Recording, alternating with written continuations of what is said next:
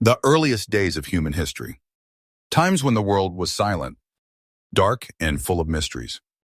There were no cities, no roads, only endless lands, and the first people living on them. Then, the silence was broken. One brother killed the other. The blood of Habils fell to the earth. The first murder on earth was committed. But what was really behind this event?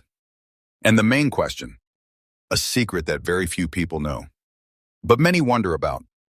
How scary was the end of Qabils? You are watching Religious Story TV.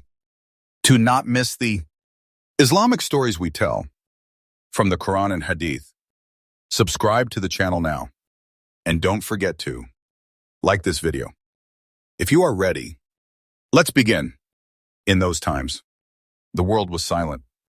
Mountains, rivers, and forests were part of a new order. There were no cities yet, no roads, and in this vast world, only two hearts were beating, Adam and Hawa. There was no one else on earth. After the gates of Jannah closed, behind them, they began to build the foundations of life in this strange land, from the first breaths to the first steps, from the first words to the first dua. In the very first days of worldly life, they asked Allah for tawbah, and when it was accepted, they were reunited again. After that, they asked Allah for children. Allah accepted their sincere duas, and soon a new sound came to the world, the cries of babies. Hawa went through the pain of childbirth 20 times, each time twins 40 children in total. In every birth, one boy and one girl was born. The first pair of children would change destiny. Qabils and Aklama. After them came Habil and Labuda, born as fraternal twins. But as years passed, these innocent children grew, and one of them was being pulled into darkness. When the time of marriage came, a revelation from Allah set the rules. The twins could not marry each other.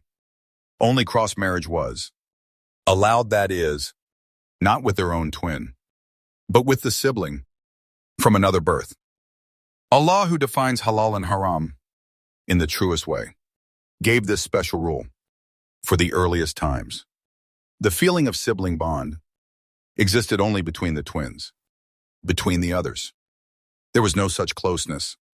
They were almost like strangers to one another, according to our tafsir books and Islamic history. Works like Tabari, the marriage of Adam's children to one another was a necessity, and for this reason, it was made halal, because the human race had to grow. This practice continued for a short time, but when people multiplied, there was no longer any need for such marriages, and the practice ended. And in the story told in the Quran, Qabils came face to face with this rule of marriage, but he resisted.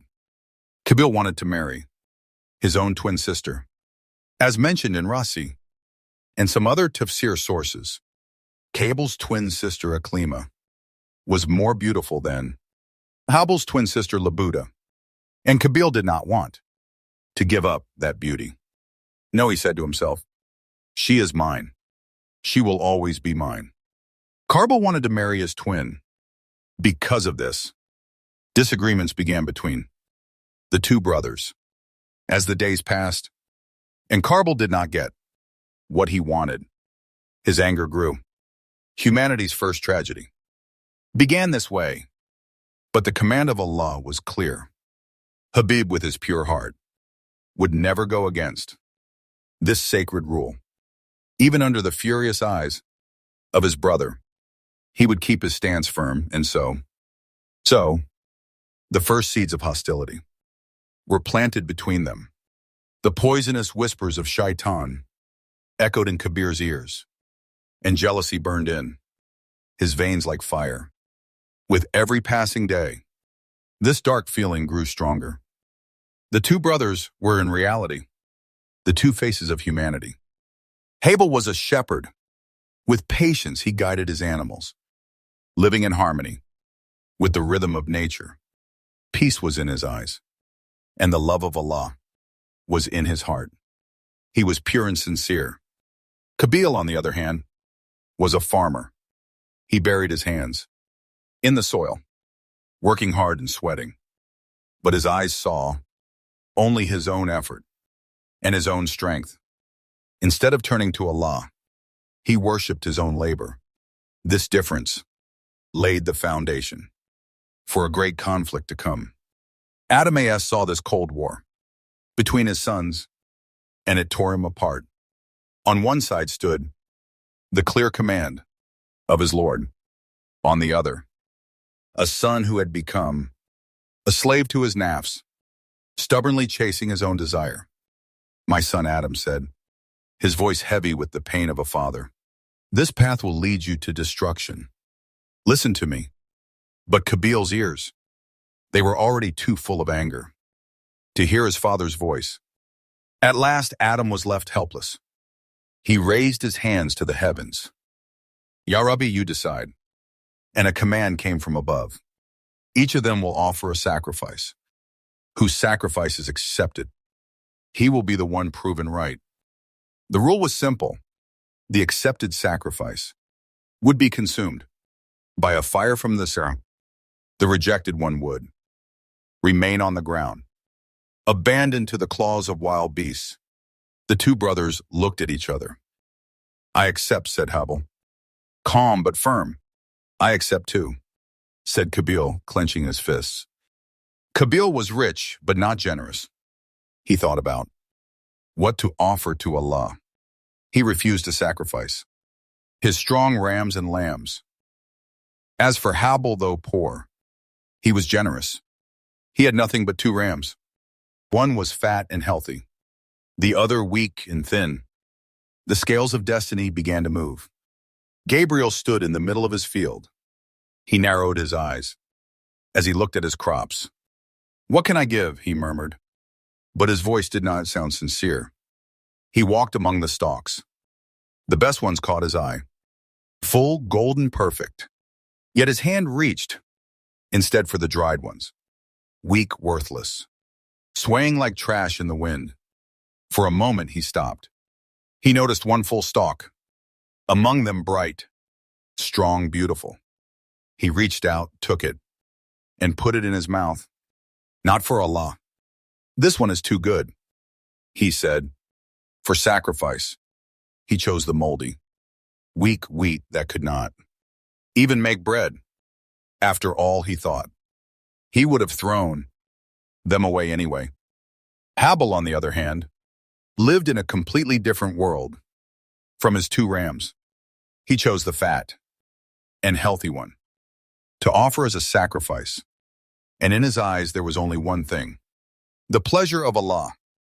"Ya Rabbi," he whispered, "you are more valuable than anything I own." He would now dedicate his best ram to Allah.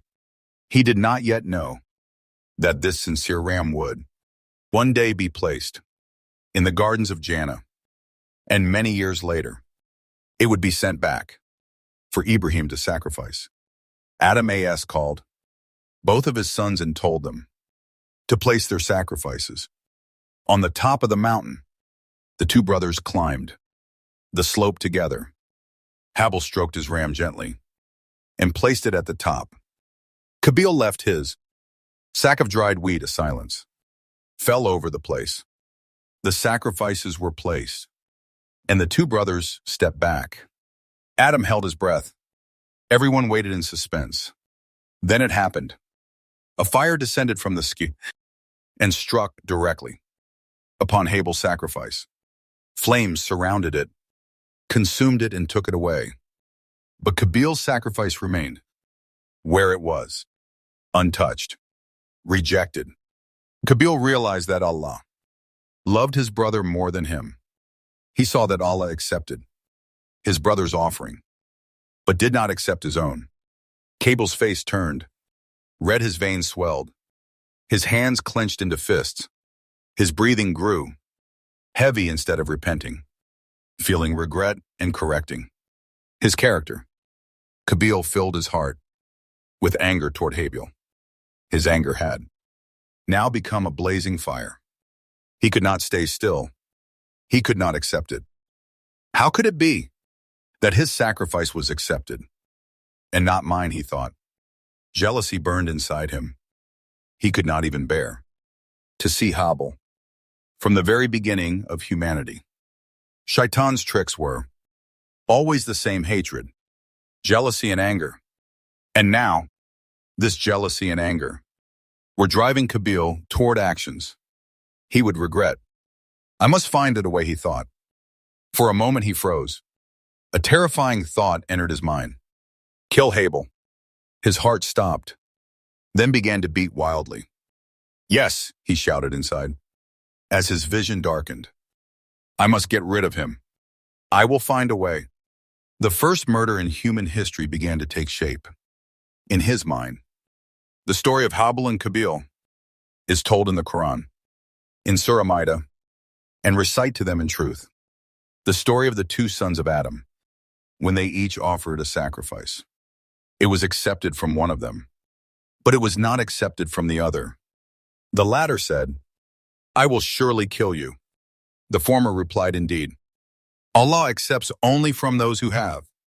Taqwa. Habil continued, if you stretch out your hand to kill me, I will not stretch out my hand to kill you. Indeed, I fear Allah, the Lord of the worlds. I want you to bear my sin as well as your own, so you will be among the people of the fire, and that is the reward of the wrongdoers. Qabil was trying to plan the first murder in history. But how would he do it? And when his eyes darkened, as he made plans, in the silence of the night, my father must not see, no one must see. I must find a hidden place. Every moment of his life was now spent following Habil. Yet daily life still went on. The two brothers lived under the same roof, sat at the same table, and listened to the same father's voice. Adam, with his wise tone, gave advice to his children. Do not turn away from the commands of Allah. My sons, He is your creator, your greatest guide. But these words did not have the same effect on both brothers. While Habil accepted his father's advice with a sincere heart, Qabil leaned more toward the voice of his own nafs. Inside Qabil, there were other voices, the voice of his nafs and the whispers of shaitan. Allah says in the Quran, we test every soul. And now, the two brothers stood in the middle of such a test. For Qabil, this test was torment, because in his heart, there was nothing but the voice of his nafs and shaitan. He was already living hell on earth. Jealousy and anger were making him taste the torment of hellfire. Habil, too, had a difficult test. Being tried with an evil brother was not easy. His heart was pure loving. Allah came naturally to him, and his only wish was to work for Allah's pleasure. But his brother ignored every rule, tried to disturb him, and would even lead him toward death. Let us remember the sacrifice. By seeing Habil stroked his ram with love and said, Ya Rabbi, you deserve only the best of everything. Gratitude was in his heart, sincerity in his eyes. Qabil, on the other hand, offered his sacrifice unwillingly. Grudgingly and stingily, there was no submission. No gratitude, only show. This story did not belong only to that time. It spoke of humanity's deepest battle, the clash between good and evil.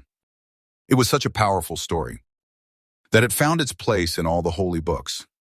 In the Torah, it is told, Cain brought an offering to the Lord, and Habil also brought an offering from the firstborn of his flock and of their fat. The Lord accepted Habil and his offering, but he did not accept Cain and his offering. At that moment, the fire of jealousy in Qabil's heart began to burn fiercely. The acceptance of Habil's sacrifice was for Qabil an unbearable insult. Why him? Why not me in the book of Hebrews? It is said by faith, Habil offered to God a better sacrifice than Cain did. By this faith, Habil was commended as righteous before God. In the Quran, the words, Habil said to Qabil, show how a person must protect his connection. And taqwa to Allah. Allah accepts only from those who have taqwa. When Qabil heard these words, his heart froze with ice, because he knew he had no taqwa. What he had was only anger. And this anger was pushing him toward murder. Shaitan whispered to Qabil, "Why did Allah reject your gift, but accept your brother's? Why did he marry the girl you loved and not you? To overcome these troubles, to free yourself from your pain, there is no choice but to destroy your brother." Satan kept pushing Qabil, and finally, these thoughts grew and matured in the fire of evil, burning inside him one day. Qabil came across a strange sight. He saw a dead donkey. Birds of prey had eaten its flesh and left only the skeleton. Qabil noticed the donkey's jawbone. It caught his attention. It was hard and heavy. He picked it up and kept it with him. Meanwhile, Adam A.S. was preparing to leave for Makkah. "I'm going to Makkah. My sons, Habil, I entrust you to Qabil." He said he left one brother in the care of the other. And now, the chance Qabil had been waiting for was before him. Adam A.S. left for Mecca. Qabil thought there was no obstacle left to stop him from killing. Qabil's eyes lit up. He stood in front of Habil, his face twisted with rage, his voice rumbling, "I will kill you." The words echoed in the air. The first death threat in human history. Allah accepted your sacrifice, but rejected mine. And on top of that, you will marry my beautiful twin. This is injustice. Habib looked at his brother with his pure heart. His voice was calm and peaceful. "My brother, Allah accepts only from the mutakin, those who obey him and stay away from haram. This is not my fault." Then he added those unforgettable words. "If you still want to kill me, I will never raise my hand against you." And he walked away quietly. This calmness drove Kabir mad. How can he stay so calm? Why is he not afraid? Why is he not afraid? He was now locked on his prey. He searched everywhere, looked through every corner. His eyes were fire, his heart was ice. For days, he searched until he found Habil in the mountains. Among his sheep, he was sleeping peacefully, innocently, and perhaps for the last time. Habil approached his brother, and suddenly, stopped thoughts ran through his mind. He wanted to get rid of him. But how could he actually do it? He did not know exactly what to do, because no one had ever killed a human being before. How was a person killed at that moment? Shaitan stepped in. There was a bird nearby. Shaitan made Qabil see it as he smashed the bird's head with a stone. Qabil then took out the jawbone he carried with him and quietly moved toward his sleeping brother. He gripped the jawbone tightly in his hand. With Shaitan's influence, the time had come for him to commit murder. He struck his brother's head with the bone heavy hard. Deadly, he felt its coldness in his hand. And thus the first blood in human history was spilled. The first murder was committed. The fear of the angels became real. Man shed blood on earth. And Habil was now dead. Blood flowed from Habil's head and touched the soil. He left this worldly test and entered the eternal realm. Qabil raised the bone one last time and slammed it to the ground. He had not only become a killer, he had become his brother's killer.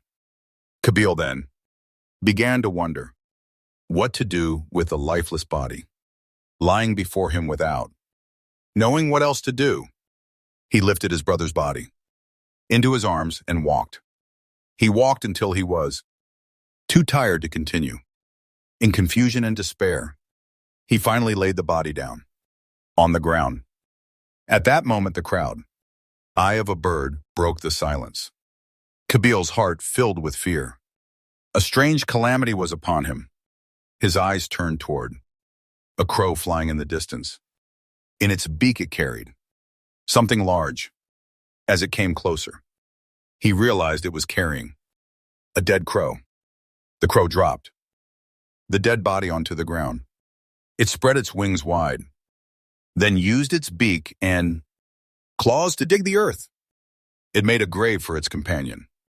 Then gently with its beak, it lifted the dead crow and placed it inside. After that, it let out two sharp cries, as if it were weeping. Finally, it threw soil over the grave and flew away with loud cries.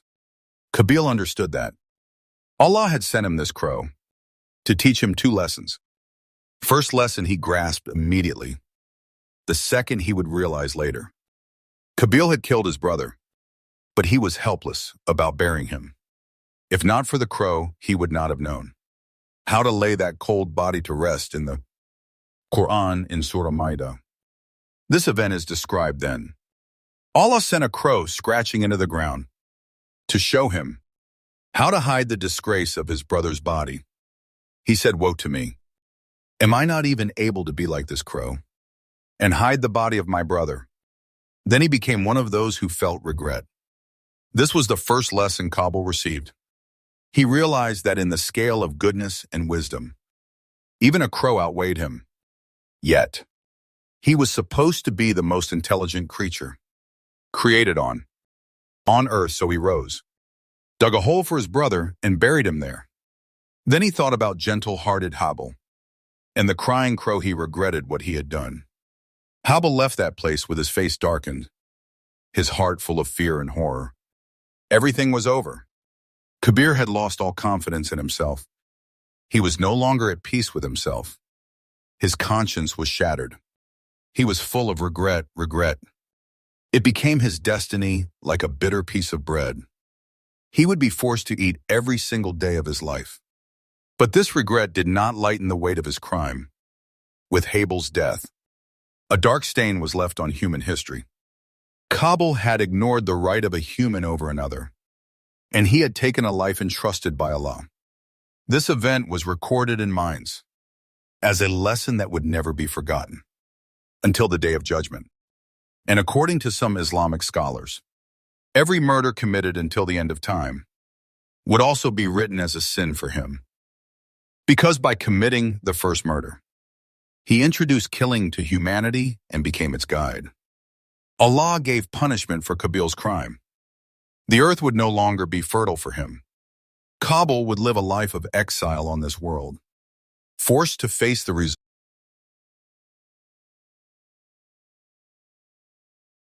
of his wrongdoing. Yet this punishment also reflected Allah's mercy. Qabil was not punished immediately for his sin. He was given a chance to repent and make up for it. The story of Qabil is a teaching for humanity. In the Quran, the story of Habib and Qabil ends with this message. Because of that, we decreed for the children of Israel that whoever kills a soul, unless in retribution for another soul, or for spreading corruption on earth, it is as if he has killed all of mankind, and whoever saves one, it is as if he has saved all of mankind. The innocence of Habil made him rise as a symbol of justice and submission. Qabil, on the other hand, was remembered as the one who showed how envy and giving into the nafs can mislead a person. This story carries a universal message. Man, when defeated by his nafs, can make great mistakes. But Allah always gives us a chance to realize our sins and repent. Man's duty is to see these chances and learn lessons from his mistakes. In a hadith, the story of Habib and Qabil is mentioned as the first murder in human history, reminding us how important it is to avoid killing. Whoever takes a life, it is as if he has killed all of mankind. Bukhari, the story of Habil and Qabil, is not only found in the holy books of Islam, Judaism, and Christianity, but also in apocryphal texts. In these texts, beyond Qabil's jealousy and hatred, there are also details about the social structure of that time, especially in the apocryphal text, the Book of Adam. The act of sacrifice by Habil and Qabil is described as an early example of divine justice. There, the acceptance of Habil's sacrifice is seen as a sign of his pure heart and submission to Allah, while Qabil's rejected sacrifice highlights his arrogance and inner struggle with pride. In some apocryphal texts, it is mentioned that Qabil's anger did not come only from jealousy, but also from the fact that Allah determined what was right and wrong, which wounded Qabil's ego and made his anger even deeper. These texts show how strong the influence of the nafs can be, and how much disaster it can bring upon a human being.